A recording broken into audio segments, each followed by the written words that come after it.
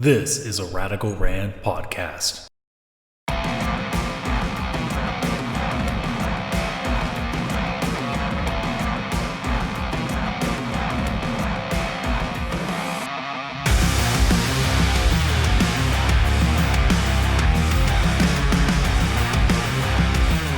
Hello everybody, welcome back to the Radical Wrestling Podcast. I am Adam, aka askcsradical here, and we have a lot to go through. So obviously AEW, as per usual, we have a couple of news stories that are, I guess, quite buzzworthy. So, do we start with the fun or do we start with the really, really bad? You know what? Let's start bad and work our way up. So, Jim Cornette. Need I say more?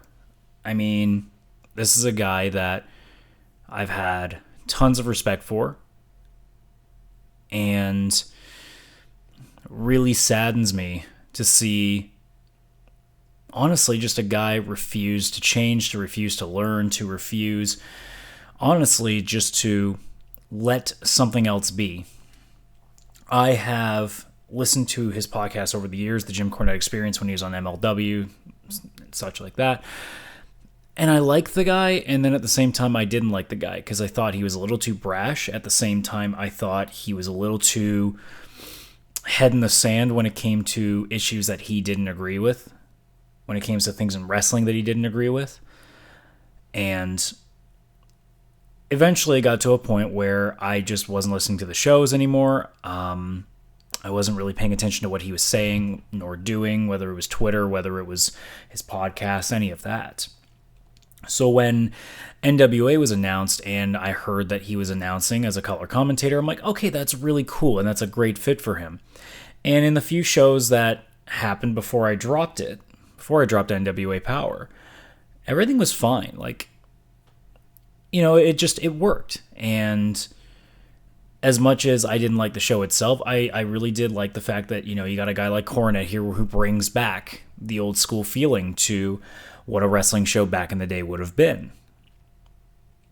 However, he decided that to take it old school also meant that you could still make jokes that back in the old days you would get away with. And am I going to sit here and tell you that this was the most racist thing I've ever heard? No, but am I going to sit here and tell you that it wasn't racist at all? No, I'm not going to do that either. So the quote that he said, it was during a Trevor Murdoch, I believe, Nick Aldis match. And he said, Trevor Murdoch is the only person that I know that would strap a bucket of fried chicken to his back, ride on a motor scooter all the way through Ethiopia. Now, is it really like a truly racist, incendiary statement? No, but in the end, that statement itself is just absolutely stupid to say. In 1980s, it'd probably be okay. In 2019, we know that almost nothing is okay. So, I've seen people talk about how, you know, oh, it's the snowflake generation. Oh, Cornette shouldn't have to apologize. It wasn't even that offensive. Blah, blah, blah, blah, blah. Honestly, and this is as a guy who used to be really anti-SJW and still is, in a way, a little bit anti-social justice, although I think now I've just kind of loosened up a bit and just kind of been, look, I get both people are trying to find something, and they're just both not doing it in the right way. Regardless of whether you think that that statement is offensive, racist, terrible to say, whatever you want to say that it is, or isn't for that matter.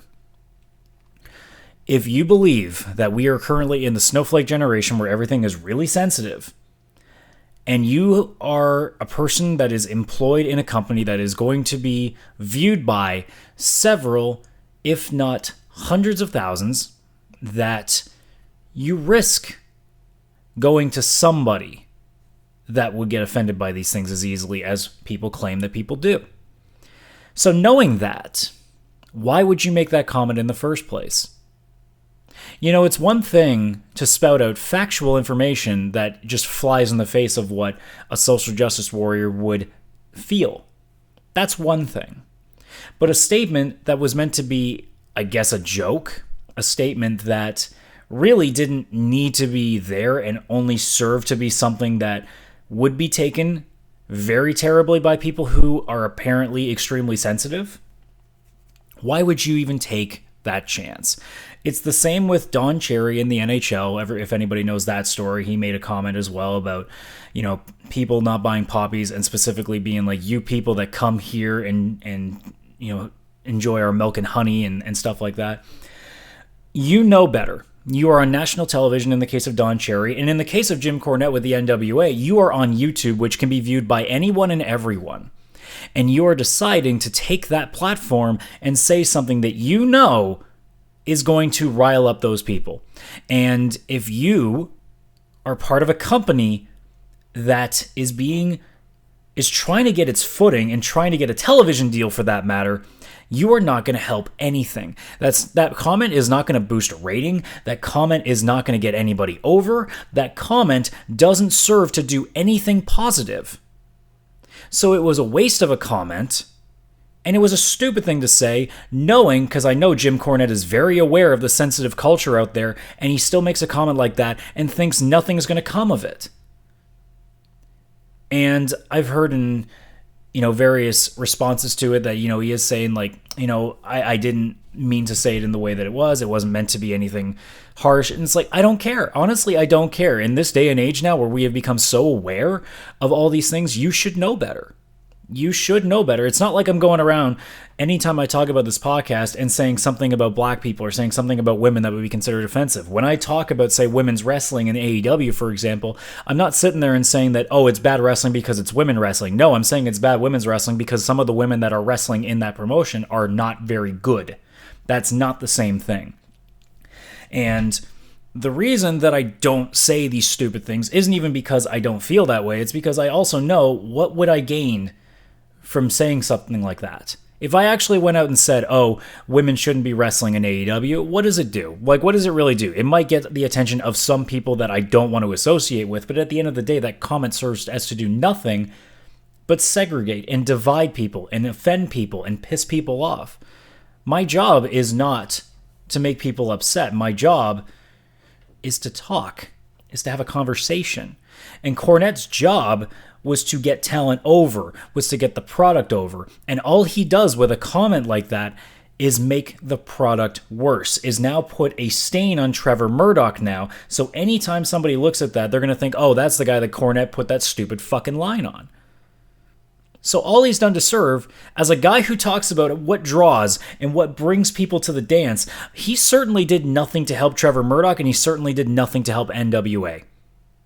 So at the end of the day, I still respect Cornette for what he did back when he was in his prime, but today in 2019, the guy needs to do one of two things. He either needs to take a very serious step back or to go away. Because it's clear to me now, based on the way that he has decided how he can talk on a wrestling show, and not to mention things of like him blocking Brian Zane on Twitter just because Brian Zane said, hey, I think there's a place for comedy wrestling because it can be its own niche market and doesn't have to be, involved with everything. All he said was that stuff like Joey Ryan's dick flips, Orange Cassidy, that is its own separate fan base. You don't have to like one to like the other. You can like the NWA kind of wrestling and not enjoy what's AEW doing. That doesn't mean that it doesn't have to exist. But Cornette apparently feels like that's enough to block a guy that he's associated with a number of years, which tells me that he's just another classic, bitter old man that can't accept the fact that time has passed him by, that wrestling has passed him by, and it's time for him to take a step away from it because clearly he doesn't have it anymore. So with that being said, speaking of people who have been taking a step back from wrestling, CM Punk. CM Punk finally making his its actual full appearance on WWE Backstage. I didn't watch the whole show. I managed to catch whatever clips that the WWE on Fox YouTube channel put up. So I caught the interview with Renee, I caught him telling Seth to stop tweeting, and I caught his little promo up against Tom Arnold. The gist of it, I enjoyed what I saw. I've heard things otherwise that he said during the show, like he tried to get, like he was calling the Big Dog segment on, I believe it was SmackDown, where they had Baron Corbin bringing out this like bulldog mascot costume as the big dog. And he said it was stupid. And he was looking at Paige and nudging her, being like, this is stupid, right? And I like the fact that Punk is trying to change the culture from a different place. He's not trying to change the culture from within. He's trying to change the culture from the outside, where there are more eyeballs too. And I appreciate that, because again, there's a reason why I don't watch WWE anymore. NXT, I've honestly seen little bits of NXT, and I feel like NXT is becoming a shadow of itself already. I feel like they're trying harder to get the ratings boost to defeat AEW for that matter. I don't feel like they're focusing on the talent, the show itself. I think they're just trying to pop ratings now. And my fear is that if they don't succeed in the long run, Vince is going to want to get more involved. And that's still been my fear since NXT was moved to USA. But what I've heard from Punk on that first episode of Backstage, I liked. His interview, obviously not very candid, but he did say when it came to if he'd ever be in the ring again, he said never say never. When it came to wrestling in the WWE ring, he said that's, again, a never say never, but that's going to take a lot of bridges to be rebuilt. And he said it could take as long as it took for the Great Wall of China to be built. You never know. It sounds to me like he's still very, very bitter about what WWE did to him, and I don't blame him. If everything that he said, say, on Cole Cabana's podcast way back in the day, if that's to be believed, yeah, no, I could understand that he has a lot of grudges to hold against that company, especially Vince McMahon. Otherwise, if he wants to get back in the ring, it sounds to me like he wouldn't be opposed to going back. It's just right now he's not focused on it. He likes what he's doing here, where all he gets to do is watch the product and bash it. Basically, that's what he's doing. He did mention in that interview as well that he thought the women was the best thing on the show right now, other than the fact that they still do the hashtag women's revolution crap. He said that stuff's not necessary. You have women like Becky Lynch, Charlotte, and all these girls that are that good that you don't need to push a narrative. You just let them go. And I fully agree with that. I think that one of the biggest problems with the women's revolution, especially back when it first started, the issue was that they tried to make it into a PR stunt. They tried to make it into goodwill. And the reality is, take a look at the show like The Expanse. The Expanse has one of the most diverse cast of characters out there, and at no point in the series did they ever call attention to it. They just exist. They just go. In WWE, they pushed women's wrestling in your face till you drowned in it. They shoved your head in that bucket of water until you were like, oh, that's what's going on. It didn't work. And it made the progress even slower. It should have been almost instantaneous, because when you put all those women like Becky, Charlotte, Sasha Banks, eventually Bayley, and you get other girls up there now like Asuka, Kairi Sane, like, it should have told itself. The story should have been completely self-told, didn't have to do that much work, and just go. And unfortunately, WWE decided that they wanted to push it so they could look good for charities, so they could look good for news outlets, so they could get all this media attention.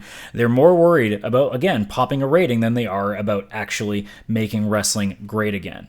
Because wrestling right now, at least in WWE, has been worse than I think I've ever seen it. And this is coming from a guy who left in the heyday of Cena's Reign of Terror, because it was so boring. And it's to the point now that if it wasn't for AEW, I'm not sure I'd be watching wrestling at all, to be 100% honest. I mean, New Japan is something that I enjoy, but I can't keep up with New Japan. Just because, like, the language barrier still exists, and not everything is English, and, I mean, you can't always take in shows like the G1. You just can't. So for me, like, I would just watch the major shows. Like, when Wrestle Kingdom happens in January, I'll be watching that. But in terms of, I'm not watching every show they put up. I just can't. You know, I don't. The beauty of All Elite is that I can watch Dynamite and it's 2 hours. Most of it is really good. I can turn on Dark, and even if it's not the greatest show, it's an hour. And that's what I miss about NXT as well. It used to be an hour. Now it's 2. And now it's kind of getting a little bit cramped. And AEW may at some point, I don't know, it depends. Like right now the product is really good for me. But who knows, maybe watching 2 hours every week just becomes a bit of a burden if the show is not continuing evolving and getting better, or at least, being consistent. But at this point, when it comes to WWE, I don't care anymore. They've shown on Raw and SmackDown that there's no reason to give two shits about what that show does. That's it. And NXT, it finally got to a point because of AEW that NXT just fell by the wayside because I only have time for one show. So, otherwise, the last thing that I noted with Punk on Backstage was that he took a few shots at Seth Rollins for, trying to call him out on Twitter and saying, fight me and stuff like that. And Punk just being like, dude, just stop tweeting. In reference to how Rollins has kind of buried himself over the last little while because he keeps biting the bullet on trolls and fans that are criticizing him. And as someone who obviously doesn't get a lot of attention on social media, but somebody who has gotten angry messages before, whether it's on my blog page or whether it's been on my YouTube channel, there's no need to engage, honestly. And Seth being the guy that would engage on a lot of stuff on Twitter and saying that, oh, well, when the fans are booing this, like, they don't get it and stuff like that. It's like, dude, you got to understand that if you're going to be a big star, you're going to get this shit and you're going to have to put up with it. If you can't, then you shouldn't be in that spot. Simple. And if it means the only way that you can survive it is by turning off Twitter, then you may need to consider that. And, I fully agree with what Punk said on that front. So, I don't think I have anything else to do on that topic, so let's just move on to AEW stuff. So, AEW Dark this week, back after missing the last week since they put one up on Friday. I'm still confused by why they did that, especially in retrospect, because the Friday show didn't lead to anything on Full Gear, so it just seemed like a very out of place. So I wonder if maybe, I don't know, I can't understand why they would have gone into putting Dark on a different day when there was really nothing to stop it. I mean, what would stop you from posting a video up on Tuesday on YouTube? Like, what would really be stopping you? It's not like there's a scheduling conflict. I don't know. It's one of those weird things. But anyways, this episode was, it was good. It was still a good show. It's still not one of the better ones, but I mean, this was still a very enjoyable show. So we had 3 matches on this card. First one was Best Friends going up against Private Party. So on this week on commentary, we had Dustin Rhodes joining Excalibur. I like Dustin. I think this one got a little too... I don't know what the word I would use is, but I think it was very distracting because a lot of the commentary was Dustin Rhodes like almost trying to a little too hard to fanboy out. Because, I mean, he's talking about like, oh, man, like he's going, oh, wow.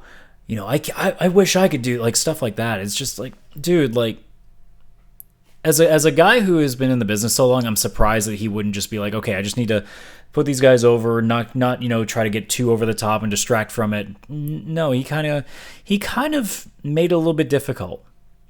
So there were different points in the match where I'm just like, okay, dude, like you need to take a step back here. Otherwise, a few moments that I noted down here. At one point, Mark Quinn took a set of the beads that he had. He threw it at Orange Cassidy, so Orange Cassidy just like slowly picks them up, puts the beads on. That gets a bit of a pop. At one point, Private Party starts posing on the ropes after they take Best Friends out of the ring. Orange Cassidy just randomly gets up on the apron, and I love how the commentators are like, is he trying to play some mind games with him, or does he just not know that those aren't his teammates up on the ropes? I thought that was funny. There was a really cool neckbreaker rolling senton combo from Private Party. That was nice. And then towards the end of the match, they went for the gin and juice, but Gwen got caught in the tree of woe, and Cassie got powerbombed into him. That looked really cool. And eventually, Trent would pin Isaiah Cassidy with the Strong Zero from the assist from Chuck Taylor, and Best Friends get a win, which they haven't had in a little while, if I remember correctly. Next match on the card was a tag match of Riho and Britt Baker up against Big Swole and Chris Statlander, who I've never seen before. Right after the very beginning, I knew I was going to like Chris a little bit because she was messing around with Aubrey before the bell. She's like half like prodding her, and Aubrey's like, hey, knock it off. I thought that was really funny. Very early in the match, again, like I'm not understanding Britt Baker. I'm really not liking the fact that she's getting this push still. Her record is way too good for how good she is in the ring. There's definitely girls that deserve a little bit more than she does. Granted, there's also a few girls that deserve more of a spot than she does, and yet I think because it's a cool thing. This is one of the few things that I think AEW is trying a little too hard on when it comes to getting some nice PR, because it's a cool story to have a girl who's wrestling and a dentist as her career I'm sure like they're just trying to push a little thing towards it. It's just, I don't know. I don't think she's good enough to get that spot yet. She needs work. And I think if she's not doing this full time, that might not help as well because she's got other work to worry about. So that it's kind of holding her back, I feel. I mean, I'm not telling you that she's garbage, but for the spotlight that she's getting to be one of the top women in this promotion, you need to be better than what she is. She needs to be at least double what she's doing. Honestly, that's my opinion. A weird bit for the early point of the match, it seemed like Baker wasn't tagging in Riho, like refusing to. Like maybe she was trying to prove a point that she didn't need it. At one point in the match, it was a reverse. Like you figure Riho is going to be the hot tag girl. Instead, Riho actually was the one that stopped the hot tag, which was odd. I mean, I like that psychology, but it's one of those things where you're just so used to the psychology being like the good guys are the ones that get the hot tag going, not stop it. It was one of those strange things. But then again, when it comes to tag team wrestling, the psychology in AEW has been so much different and a breath of fresh air. So it's been kind of fun that way. So Statlander in this match, she's definitely still a very green wrestler. I mean, they said that she's only like in her third year, but she has some really, really interesting flashes in this match. There were points where, like, specifically, she had an Oklahoma roll and I don't know what you would call it. I call it a spinning fisherman bomb. I don't know if that's really what it is, but that was the best I could come up with. But I actually, by the end of the match, really liked her. She's the kind of person that I look at and think, okay, there's some real potential here. Otherwise, there was a weird cover where Swole was using Riho on top of Baker to get leverage on the pin, and my brain just went, is that actually legal? Like, why is Aubrey counting that? But, it is what it is. In the end, Baker gets the win for her team, taking Statlander out with the lockjaw, which is a move that I'm actually starting to get a little bit sick of already because I think it's kind of gross that there's a move where she has to put her fingers in a person's mouth. I never was a big fan of the mandible claw because I thought that was just gross. And I'm not assuming the guy was shoving his finger down people's throats, but I mean, at the same time, it's just one of those things where I'm like, I don't know how I feel about that. But that is what it is. There was another undesirable to undeniable segment that was with Justin Roberts this time. Thank God they didn't talk about how Jim Cornette called him a pedophile on his podcast once. Speaking of things Jim Cornette said that I will never understand why you would say. Again, like I've gotten to the point now that I'm just going to casually mention these segments, but they're all like nice little quick interviews where you usually get to talk with people that you don't see nearly as much on the show, or guys that, are a little bit more like unsung heroes. Like the QT Marshall thing I thought was really cool. Stuff like that. I think that's really interesting. I'd love to hear even a thing like, I love, as a guy who has obviously been watching him on YouTube for a while, I'd love to see them do something with Chris Van Vliet because, I mean, this guy went from, just a guy doing YouTube interviews to, getting stuff on television and then now becoming a part of AEW. Like, that's such a cool thing. Otherwise, we had the Young Bucks going up against the Strong Hearts, that being T-Hawk and El Lindaman. I was really happy to see both those guys back together. We haven't seen, I'm trying to think, is it El Lindaman we haven't seen back in a while? I think T-Hawk's the one that we've seen a couple of times since. Excalibur was having trouble remembering which one of the two it was. That was interesting. And my notes are kind of actually screwed up here because I forgot to write down what the finish is. But the Young Bucks did win the match, and it was a very quick match. Like, I enjoyed this match, but I have almost no notes for it because the match was so much faster than I assumed it was going to be.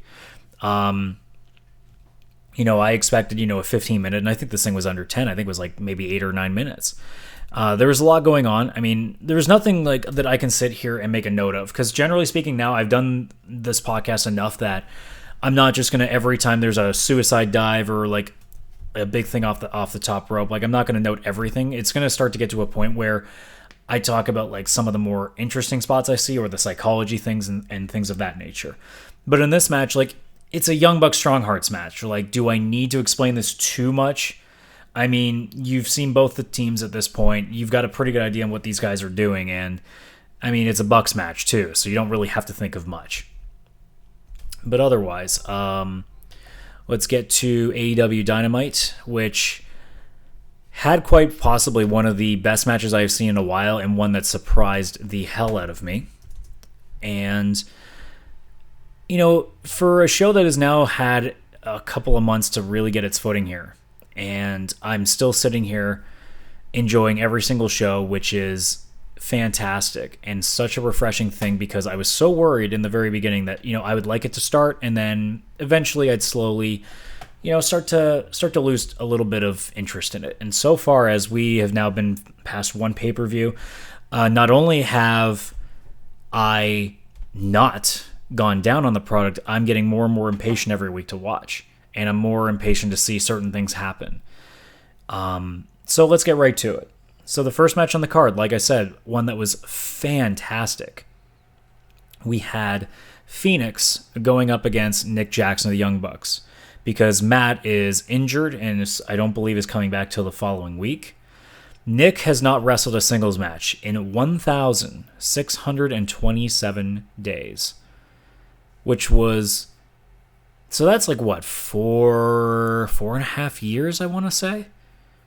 So that's a long time. And for a guy who hasn't done that in 4.5 years, he looked like he belonged in that spot. A note that I thought I saw at the beginning, like I thought during Phoenix's entrance, he tripped on himself, like walking on the stage. I thought that was a little bit strange. Like it just looked like he just like stubbed his foot or something and just kind of like fell forward a little bit. He didn't fall down, but looked like he tripped himself up. The opening exchange was fantastic. Just them flying all over the place. A lot of kicks being thrown. It almost looked like an action sequence. That was fantastic. There was a really good tightrope hurricane run by Nick. Obviously, Phoenix doing his tightrope walk into a kick. He did that a couple of times.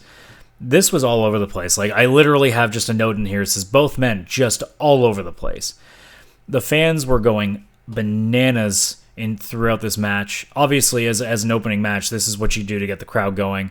In the end, I had a feeling for a second. I'm like, man, like how cool would that be to get Nick, a win in his first singles match in forever?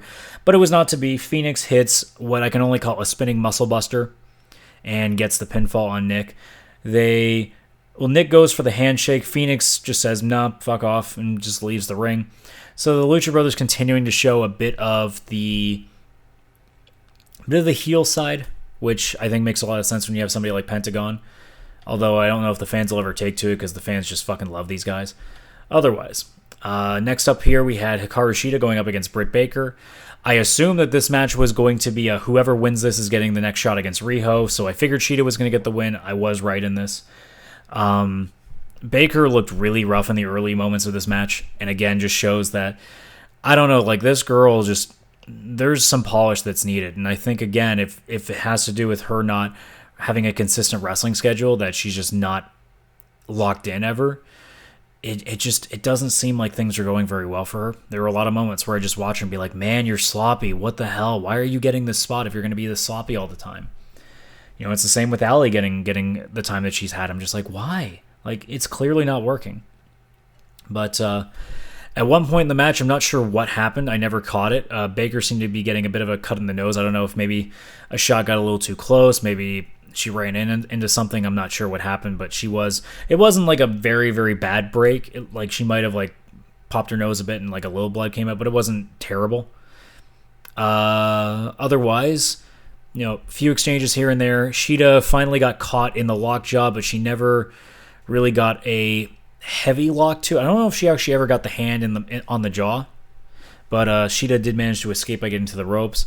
One point she does the D, she hits the Falcon Arrow, that gets a kick out, much to everybody's shock and horror. And then eventually Shida would hit the running knee and pin Baker. So it's not implied, but I would assume that the next person getting a shot at Riho will be Shida, and I would fully suspect that Shida is going to be the one to do it. I mean, is it possible that Riho just keeps it and keeps going till either Nyla gets her run, because it seems like they're trying to get Nyla into a monster run now, or maybe Brandy gets it because Awesome Kong helps out? We don't know. I think it's going to be one of the three at this point, and my money right now is on Shida just because I think they're pushing her a little bit more. And I don't know if you'd have Shida in a rematch with Riho where she loses again, but stranger things have happened, and I've had not the easiest time calling what the AEW pay-per-views are going to be like. So after that match, we had a vignette about the Dark Order, which basically was this like stereotypical, like really fat, like nerdy looking kid.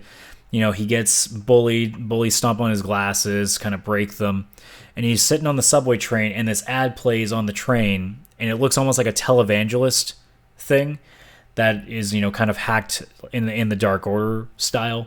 So apparently, I guess the Dark Order is an evil televangelist corporation now, which is funny. At least they're giving them more of a backstory other than just being these guys that have these weird people in mass that follow them everywhere. But I guess if they're going to make this evil religion, it's kind of an interesting way to go about it. I could see Uno with his weird voice trying to be, the preacher of the group, which would be kind of interesting, and then just Stu just being like the acolyte, just the one that just takes care of all the business. But it was a weird little promo, but I at least like that they're giving them some more attention now. We had the Diamond Dozen Battle Royal, which would be that the last two people in the match would go next week and fight for what they call a $35,000 diamond ring. And the second that I saw that MJF was in this match, I know immediately that MJF is winning this damn thing. So the full list of competitors was Hangman Adam Page came out. They went to commercial break. All the other guys came out to Basic Music. I'm surprised that even MJF came out to Basic Music because I figured they want him to have the heel heat. But Orange Cassidy was in. Chuck Taylor's in. Kip Sabian, Jimmy Havoc, Jungle Boy, Marco Stunt, Pentagon Jr., Sonny Kiss, Joey Janela, MJF, and then when they came back to commercial, all of a sudden you see a big green X on the screen and Billy Gunn comes out. The fans, go pretty crazy for this, and Gunn had a lot of fun moments in this Battle Royal. But right at the very beginning, before the match started, we see Phoenix coming down to the ring. He goes to cheer on Pentagon. All of a sudden, he takes the mask off. It's Chris Daniels, distracts Pentagon, and Chuck Taylor eliminates him immediately. So Pentagon, of all people, is the first one out.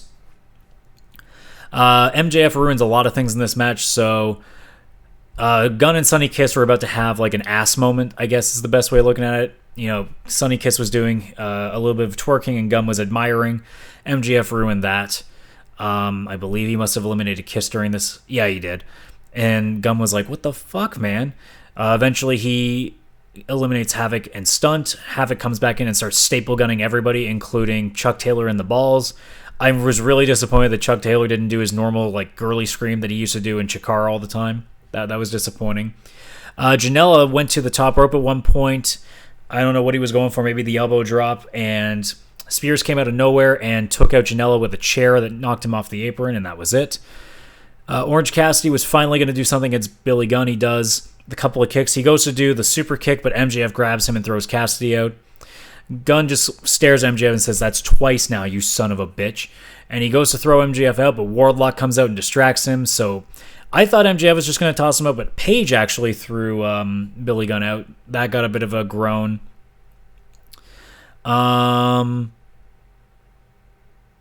Penelope Ford came out, or she was already with him, I can't remember. She grabbed Taylor while he was on the apron about to jump back into the ring, and then Sabian took him out. They kept, at some point, MJF got thrown out of the ring or knocked off the apron, but he went under the rope or something, and everybody's like, well, they kept saying the number like it was one less, and I'm sitting here being like, I never saw MJF eliminated. You would have made note of that. I'm not stupid. I hate it when they try to pretend like MJF is gone. Like, you can do that with somebody that's a little more understated, but, I mean, it's MJF. We're all paying attention. So the fact that they were trying to act like he was eliminated, it's like, dude, we would have known because everybody would have lost it. Jungle Boy eliminates Sabian. So they keep saying, oh, that's it. It's just him and Page. That's it. The bell hasn't rung. So again, they're trying really hard to sell it, but it doesn't work. That finish is really difficult to pull off because now that we've seen it so many times, we actually pay really close attention to who got eliminated. So obviously MJF sneaks back in, just pulls Jungle Boy off the apron, and that's it. So it's going to be MJF against Adam Page next week. And you know that, like I said, MJF has got to win it. If it's a diamond ring, Page is not going to win it. What does Page get for winning that ring? MJF is going to have it, and then he's just going to friggin' rub it in your face. Like, I get this stuff because I'm worth all that. This is what I am. Like, he's going to just be a dick about it. And then speaking of being a dick, Jericho comes out. He's got a major announcement. At some point, he's trying to say that he's sorry for his conduct last week after he got pinned by Scorpio Sky, and he keeps going, and he just keeps refusing to do it.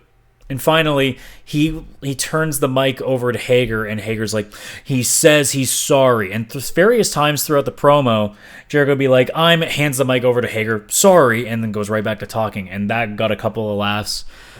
Jericho, his big announcement is that he's going to have a Thanksgiving thank you celebration next week. Because again, Jericho's gimmick is that he's a douchebag that feels like he needs to pronounce words the way that he wants to. You know, it's amazing like that. As he goes to leave, Scorpio Sky comes out with the rest of SCU. He reminds Jericho why his temper tantrum happened, that he pinned him. Sky saying that his win changed his life so much that even his high school crush Melody Parsons wants to go out with him next week, and the fans are like, "Yeah, Melody." I'm like, okay, this promo is already amazing because now it's just going nuts. And it wasn't over. Jericho goes, Melody, you know, I've seen Melody Parsons, and she's gained a lot of weight since high school. And Sky immediately goes, I like big butts, and I cannot lie. And that got another great reaction from the crowd. Jericho says he wants a singles match with Sky next week. Didn't say anything about the title, so eventually they start goading Jericho into giving him a title match. And finally, Jericho's like, oh, fine, I'll fight you for the title next week. And, you know, I'm going to kick your ass and take revenge for you, you know, taking away my first loss. And Sky's like, well, maybe after next week, I'm going to turn Le Champion into Le Bitch. And Jericho takes exception to that, so they start beating him up. The rest of the Inner Circle come out, start attacking people. Michael Nakazawa and Brandon Cutler try to make the save, but they are jobbers, so they get destroyed immediately. Jericho hits a Judas effect on Scorpio Sky while the other two are handcuffed to the ropes. And then all of a sudden, Jurassic Express come in. Marco Stunt and Jungle Boy Jack get clobbered. And then Luchasaurus runs into the ring. People are going nuts because he ends up going toe-to-toe with Jake Hager. The fans are going absolutely bananas, but Hager, as you would expect, backed off. So if that's Hager's first match, what a cool first match that would be, to have those two going up against each other. That'd be awesome. They go to commercial and they keep the Jurassic Express in the ring because Luchasaurus is going to go one-on-one with Peter Avalon as his return match. The match goes 30 seconds. Peter Avalon comes out and says, I hate the dinosaurs. You know, they're dead, blah, blah, blah. And, you know, Lucha just kicks the shit out of him. Hits a tombstone, like what I can only call a tombstone faceplant, I guess, in a weird way. He sets him up in the tombstone spot and then grabs him by the legs, flings him out, and does like a face plant with him. That looks pretty cool. I almost look at Luchasaurus and be like, man, he should just do a tombstone. Man, that'd be a perfect move for him because he does the tongue thing anyway.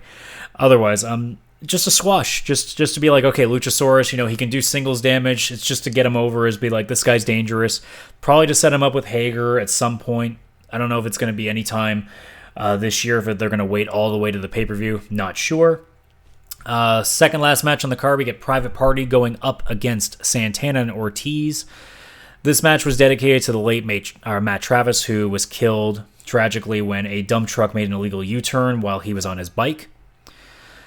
So both teams were trained under the guy. In fact, I believe they were saying Santana and Ortiz were pulled off the streets. Like this wasn't a storyline. Like the guys were literally like guys on the street. Travis convinced them to join up and let him coach them into wrestling. There is a lot of great tandem offense in this match. Santana did an avalanche Russian leg sweep. Ortiz shot from the ropes into a DDT, and then Santana did a stalled German altogether in a quick 5-second succession. That was cool. Another tandem between those two guys. He does a stalling vertical suplex. He tags in Ortiz while he still got, I believe, Quinn in the air, and they kept switching. So I think like several times they would switch. And finally, they did the suplex. Another Falcon Arrow kickout happened in this match. I think Excalibur is gonna just pass out at some point. He's just, from all these times the Falcon Arrow doesn't work. At one point, Cassie actually seemed to have the pin, and 3 didn't get counted. I'm not sure what actually happened. They try to claim that it was a legal man issue, but I'm positive that the correct man was in the ring. Then they try to say, oh, you know, somebody pulled the referee's leg, and that kind of interrupted him. It's like, I didn't see that either. So I don't know what happened. If something was supposed to happen and it didn't happen quick enough. I don't know if their timing was off, but either way, it didn't quite work out the way that it should have. At one point, they go to grab the sock filled with baseballs. Nick Jackson runs out. He grabs that to take it away. And then out of nowhere, even though they failed the first time because of Quinn's leg being worked on during the match, they do the gin and juice and actually defeat Santana and Ortiz. I was 100% certain Santana and Ortiz were going to win this match because it was going to lead to a title match against Scorpio Sky and Frankie Kazarian, because my assumption is the first titles that are going to change is going to be this belt, the tag titles, and Santana Ortiz being the first ones to do it. That was what my assumption is. With them losing to Private Party, it seems like it puts the record back a bit. At least it gives Private Party a reason to be like, hey, we deserve a shot too, even though they've already had one. But I like the interest in that. Otherwise, Guevara came out after the match. They start 3-on-2ing Private Party until Dustin Rhodes comes back with full cast still on and starts playing Cowboy Bob Orton, just knocking people down with the cast. Before our main event, we had a quick promo with Kenny Omega talking about how he'll be fighting Pac next week. Straight up, he just says, you know what, I've done a lot of soul searching, and I think where my troubles truly began was with you, Pac. At All Out, you defeated me, and since then, I've been struggling, and now I get a chance to get revenge, and he's going to get his rematch next week, and he's going to right that wrong. I feel like something's going to happen, he's going to lose, and that downward spiral is going to continue. But we have no time to worry about that because we get to our main event, which I'm really sad was as short as it was. They didn't give them enough TV time. That was very disappointing. But Jon Moxley going up against Darby fucking Allin.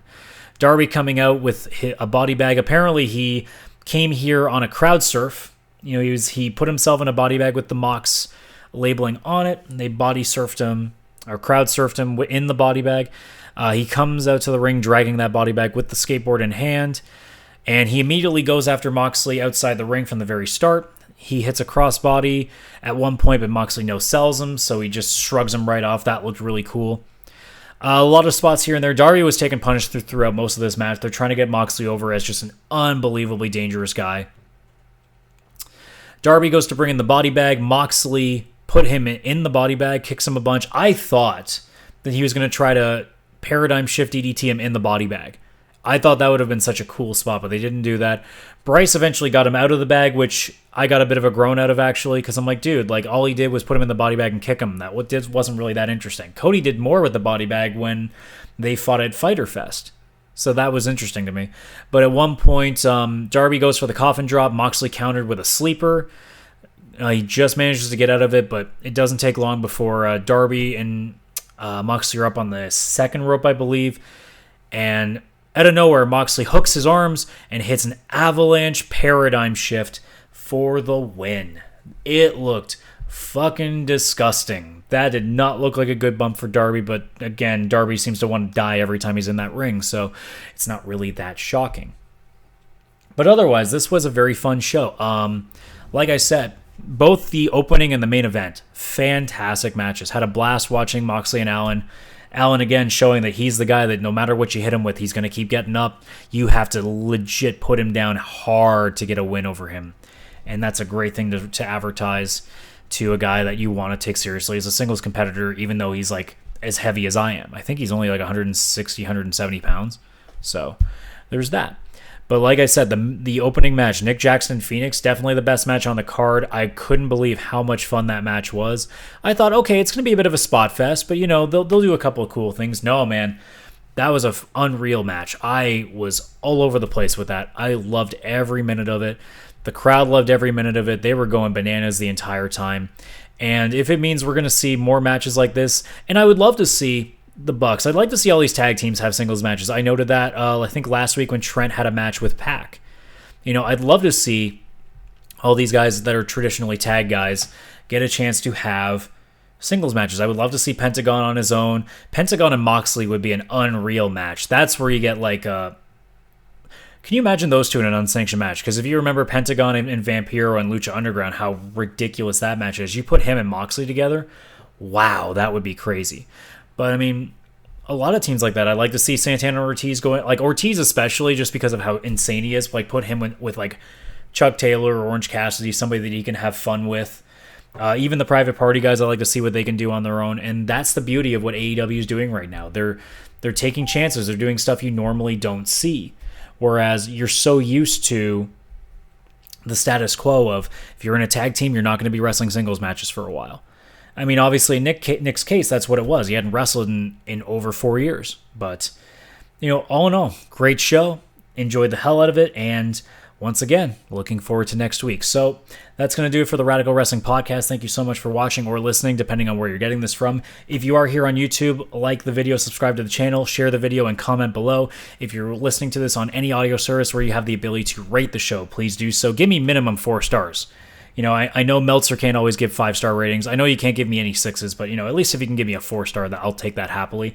Same deal, if you're listening to this on audio, share this with any of your friends that are big into wrestling, especially AEW. And then if you're looking to follow me on social media, you can follow me on Twitter at @csradical. I don't use Instagram very much, but there is CS-radical, which is mostly an anime account, but it is what it is. Otherwise, if you want to give me any sort of an email, whether it's questions, comments, anything of the sort, you can email me at askcsradical@gmail.com. So, with that being said, guys, thank you so much for joining me on this edition of the RWP, and we will see you on the next show. Take it easy, everybody.